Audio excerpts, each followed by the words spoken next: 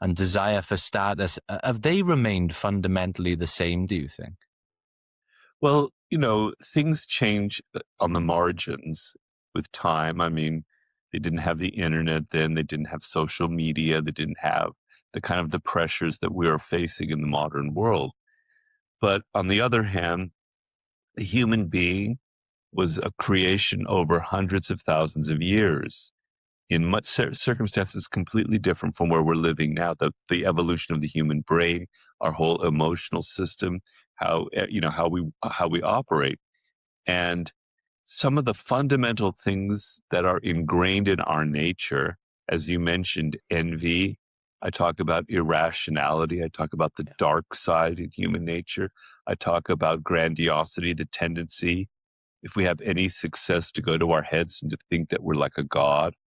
Our propensity for aggression, our relationship to death. These are things buried deep, deep, deep, deep within the human animal that have not changed, right? How can they change when it took hundreds of thousands of years to develop who we are? And in the space of 20 years, we're not going to completely rewire our brains. Some things are shifting a little bit with technology, but at the core, we can't.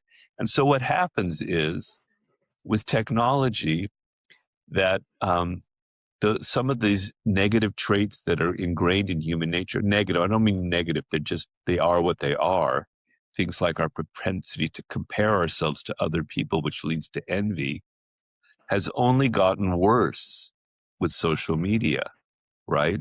Some of our tendency to be very irrational, to have our emotions kind of govern what we do, our biases, they've only gotten worse with technology and social media and how we're living inside of our phones. So, and then that dark side of human nature, the kind of aggressiveness, the kind of need to manipulate, to push people around, to assert ourselves.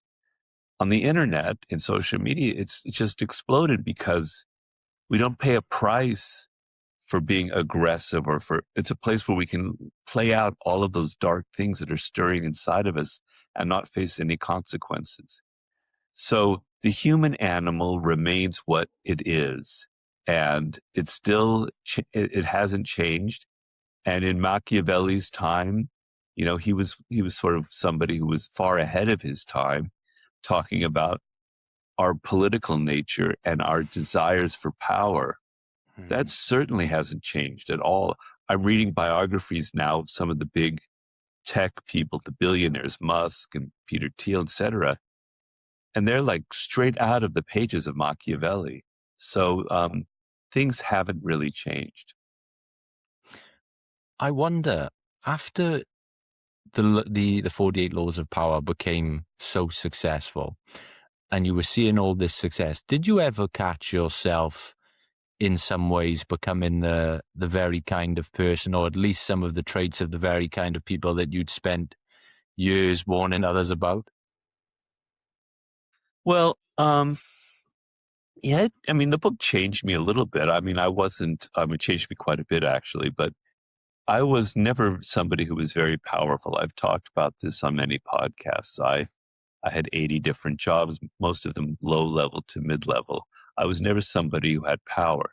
So the main thing that happened was suddenly I had success. Suddenly I had some money. Suddenly I had attention.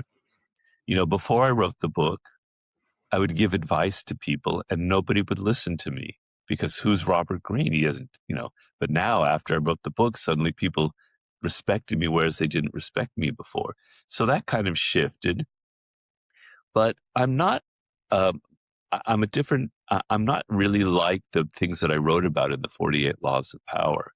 I was mostly a victim of a lot of these things that I saw.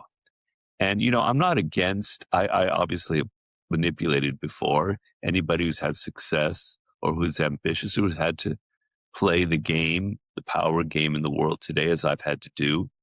Of course, I've been using some of the laws of power. But essentially, I'm not somebody who feels very comfortable doing some of those uglier things. I was more wanting to expose them to other people. On the level of success, a little bit of it started to go to my head as far as the grandiosity that I talked about. But very quickly, as soon as I started writing my second book, I came back down to earth and realized that, anyway, I'm always somebody who's very kind of negative about myself anyway. I'm very hard and critical of myself. So I don't think I was in danger of getting too big for my britches, so to speak.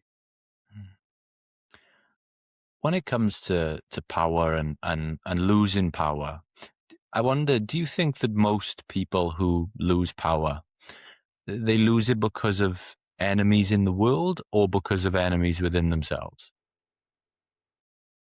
Well, I'm trying to instruct people in a particular philosophy that is imbued in all of my books. And that philosophy is, it may not be accurate, but I want you to look at your life and the events in your life as if you are to blame for everything. So if you go around thinking that it's the world that has kept me down, I'm not getting the success I had because of these malevolent forces out in the world, it's going to make you passive. What can I do about a pandemic? What can I do about AI or globalization or jobs being wiped out? If you start whining and complaining and having a sense of grievance, it just makes you more and more passive. It just makes the world that much more difficult to deal with. So I want you to have the mindset that everything is your fault. It is up to you. It is your fate. If you have a failure, if your business goes down, if the book that you wrote is total flop, look at yourself. Now, I'm not denying that there might have been factors out in the world, other actors who were working against you, but ignore them and look at yourself. What could you have done differently? Now, let's say a narcissist, a very malevolent narcissist crosses your path and you get embroiled in their drama and they manipulate you and they do some damage to you. Your tendency will be, oh my God, complain and whine and how evil, etc. But what I'm trying to tell you in this whole arc that I'm explaining right now is, if you tell yourself, why did I fall for this person? Were there signs that I could have seen days before that they were like this? Could I have read their body language? Could I have seen through them? Could I have seen their past and see the trail of people that they have hurt and broken in the past? Why was I so goddamn naive about this?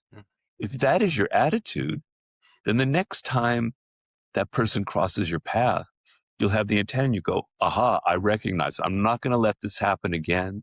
I see it in advance, and now I have control over the situation.